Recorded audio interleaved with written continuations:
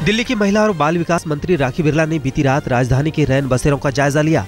राखी दिल्ली के मंगोलपुरी, राजा गार्डन, आजाद नगर जैसे इलाकों में गई।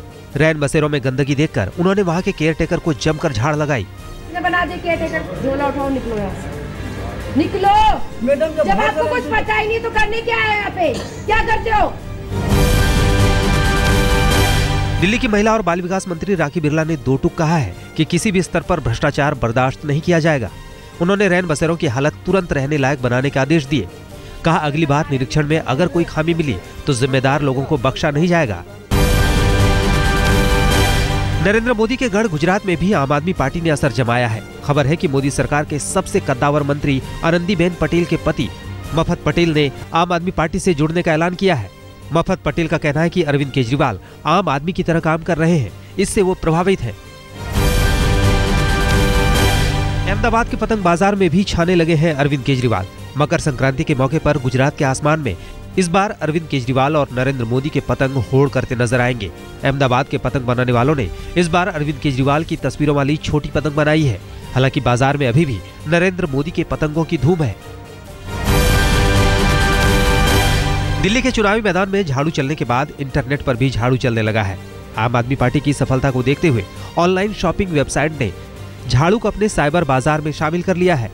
झाड़ू को काफी लोग ऑनलाइन खरीद भी रहे हैं।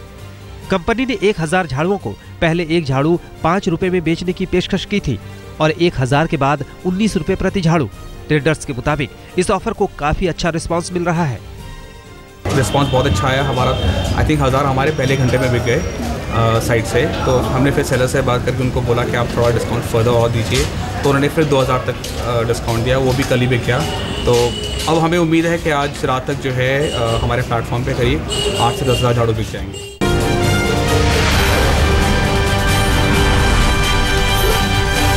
सरकारी बंगले में रहने से इनकार करने वाले दिल्ली के मुख्यमंत्री अरविंद केजरीवाल अपने वादे से पलट गए हैं। केजरीवाल को दिल्ली के भगवान दास रोड पर एक बंगला मिला है और इसमें रहने के लिए वो तैयार भी हो गए हैं। केजरीवाल को ऐसा ही एक और बंगला मिला है जिसका इस्तेमाल वो अपने दफ्तर के रूप में करेंगे। कई केंद्रीय मंत्री और सुप्रीम कोर्ट के जज भी इतने बड़े बंगले में नहीं रहते। अरविंद केजरीवाल के बंगले पर विधानसभा में भी हंगामा हुआ। बीजेपी विधायकों ने केजरीवाल के बंगला लेने पर ऐतराज जताया। उन्होंने कहा कि अरविंद केजरीवाल कहते कुछ है और करते कुछ और है। बीजेपी विधायकों ने दिल्ली के मंत्रियों के कार लेकर विधानसभा के भीतर आने पर भी ऐतराज जताया। सिर्फ मुख्यमंत्री अरविंद केजरीवाल ही नहीं बल्कि उनके कुछ मंत्री और विधायक भी आम आदमी से वीआईपी बन गए। पहले 2 दिन ऑटो और मेट्रो से पहुंचने वाले आम आदमी पार्टी के विधायक और मंत्री शुक्रवार को बड़ी कारों में दिखाई दिए। मनीष सिसोदिया, राखी बिरला और सौरभ भारद्वाज इनोवा कार से पहुंचे। इनमें से कुछ की कारों के तो नंबर भी वीवीआईपी थे। आम आदमी पार्टी का जोर शोर से समर्थन करने वाले दिल्ली के ऑटो ड्राइवर अब केजरीवाल सरकार से खफा हो गए हैं। उनकी नाराजगी सीएनजी का दाम बढ़ने के बावजूद ऑटो किराया नहीं बढ़ाने को लेकर है। पिछले हफ्ते सीएनजी के दाम में 4.5 रुपए की बढ़ोतरी के बाद अरविंद केजरीवाल ने ऑटो वालों को जल्द ही कोई हल निकालने का भरोसा दिलाया था। केजरीवाल ने कहा था कि या तो सीएनजी के दाम घटेंगे या ऑटो का किराया बढ़ाने पर विचार किया जाएगा, लेकिन अब तक दोनों में से कुछ नहीं हुआ। दिल्ली में सत्ता का बहुमत हासिल करने के 24 घंटे बाद ही आम आदमी पार्टी के खिलाफ पहला प्रदर्शन हुआ। मुख्यमंत्री केजरीवाल ने जिस चुनाव चिन्ह झाड़ू के दम पर जीत हासिल की, उसी झाड़ू को लेकर लोगों ने विधानसभा के बाहर नारेबाजी की। दिल्ली के मंगोलपुरी, मादीपुर और शकूर बस्ती समेत दर्जन भर जेजे कॉलोनियों के रहने वाले लोगों ने कहा कि बिजली पानी पर दी गई राहत का फायदा उन्हें नहीं मिल रहा है। आम आदमी पार्टी के विधायक मनिंदर सिंह धीर दिल्ली विधानसभा के स्पीकर चुन लिए गए हैं। उन्होंने बीजेपी के डॉक्टर जगदीश मुखी को 5 वोटों से हराया। धीर को जहां 37 वोट मिले, वहीं जगदीश मुखी को 32। धीर को स्पीकर पद के लिए कांग्रेस और जेडीयू के अलावा इकलौते निर्दलीय विधायक के भी वोट मिले। महंगाई की मार से परेशान लोगों को एक और झटका लगा है।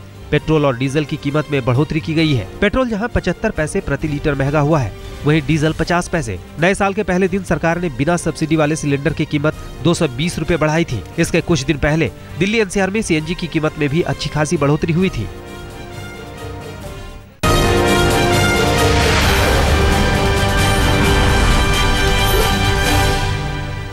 अलीगढ़ पुलिस की दादागिरी की सीसीटीवी तस्वीर सामने आई है। अस्पताल की फीस कम करवाने को लेकर अलीगढ़ के क्वारसी थाने के इंस्पेक्टर मान सिंह और सीओ संसार सिंह ने न सिर्फ एक डॉक्टर से मारपीट की, बल्कि बचाव में आए सुरक्षाकर्मी के साथ भी हाथापाई की। यह घटना 2 और 3 अक्टूबर की दरमियानी रात की है। मिथराज हॉस्पिटल के निदेशक डॉक्टर राजेंद्र वार्ष्णेय ने कल प्रेस कॉन्फ्रेंस कर सीसीटीवी फुटेज मीडिया को जारी किया। दिल्ली के सीमापुरी इलाके में लूट की एक सनसनीखेज वारदात हुई है। गुरुवार रात करीब 8:45 बजे 4 लुटेरे दिलशाद कॉलोनी में एक स्क्रैप कारोबारी के मकान में ये कहते हुए नट के अंदाज में घुस गए कि उनके पीछे पुलिस पड़ी है, लेकिन घर के भीतर घुसते ही चारों बदमाशों ने बंदूक की नोक पर लूटपाट शुरू कर दी। पीड़ित पक्ष के मुताबिक बदमाशों ने 8.5 लाख कैश और 13 लाख से अधिक के आभूषण लूट लिए। लुटेरों की तस्वीर वहां लगे सीसीटीवी कैमरों में भी कैद हुई है। कानपुर में कल समाजवादी पार्टी के नेता राजीव मिश्र का सरेआम बीच चौराहे पर कत्ल हो गया। बताया जाता है कि जुही इलाके में पुलिस चौकी से महज 200 मीटर दूर 5 हमलावरों ने ताबड़तोड़ गोलियां चलाकर समाजवादी पार्टी के संगठन लोहिया वाहिनी के पूर्व नेता की हत्या कर दी। दिल्ली से सटे फरीदाबाद में एक मां पर अपनी बेटी के कत्ल का इल्जाम लगा है। आरोप है कि बेटी के चाल चलन पर शक होने पर पुष्पा नाम की महिला ने पंजाब पुलिस के एक हवलदार को पैसे देकर बेटी का कत्ल करा दिया और पुलिस को गुमराह करने के लिए केस लिखाने खुद थाने पहुंच गई। पुलिस ने जब पुष्पा से सख्ती से पूछताछ की तो उसने सच उगल दिया। पुलिस ने आरोपी महिला को गिरफ्तार कर लिया है, लेकिन हत्या का आरोपी पंजाब पुलिस का हवलदार कुलविंदर और उसका साथी अब भी पुलिस की गिरफ्त से बाहर है। बढ़ते कर से परेशान होकर फरीदाबाद में पति ने बीवी का कत्ल कर दिया। पुलिस ने आरोपी को गिरफ्तार कर लिया है। वारदात 31 दिसंबर की रात की है। सेक्टर 82 के ग्रैंड यूरा अपार्टमेंट में रहने वाले अजय ने धारदार हथियार से गला रेतकर पहले अपनी बीवी का कत्ल किया और फिर नस काटकर खुदकुशी की कोशिश की। आरोपी के मुताबिक उस पर 1.25 करोड़ रुपए का कर्ज है और इसी बात को लेकर अक्सर घर में झगड़ा होता था। गाजियाबाद पुलिस ने गिरोह के 4 ठगों को गिरफ्तार किया है। ये गिरोह एनसीआर समेत पूरे उत्तर भारत में लंबे अरसे से लाखों का चूना लगा रहा था। गिरोह के सदस्य अखबारों में विज्ञापन देकर बेरोजगार युवकों को झांसे में लेकर फर्जी बैंक अकाउंट्स में पैसा डलवाकर ठगी करते थे, लेकिन फर्जी खाता खुलवाते वक्त एक बैंक की मदद से ये गिरोह पुलिस के जाल में फंस गया। इनके कब्जे से बैंकों के फर्जी अकाउंट्स के कागजात, एटीएम कार्ड और मोबाइल बरामद हुए हैं। बिहार में आर्थिक अपराध शाखा ने खनिज विकास पदाधिकारी झकारी राम के विभिन्न ठिकानों पर छापा मारकर करोड़ों का माल बरामद करने का दावा किया है। बताया जाता है कि झकारी राम के घर से 1 करोड़ 64 लाख रुपए बरामद किए गए हैं, जबकि बैंकों में 2 करोड़ 44 लाख रुपए जमा के दस्तावेज भी मिले हैं। पटना स्थित घरों से मिले रुपए को गिनने के लिए मशीनें भी लगाई गई है। झकारी राम शेखपुरा में पोस्टेड है। इनके 7 करोड़ की काली कमाई का पता चला है। उधर माइनिंग इंस्पेक्टर वीरेंद्र प्रसाद यादव के ठिकानों पर भी छापेमारी की गई। इनकी कुल संपत्ति 2 करोड़ से भी अधिक पाई गई। वीरेंद्र प्रसाद यादव गोपालगंज में तैनात है। इन दोनों पर आय से अधिक संपत्ति का मामला दर्ज किया गया है।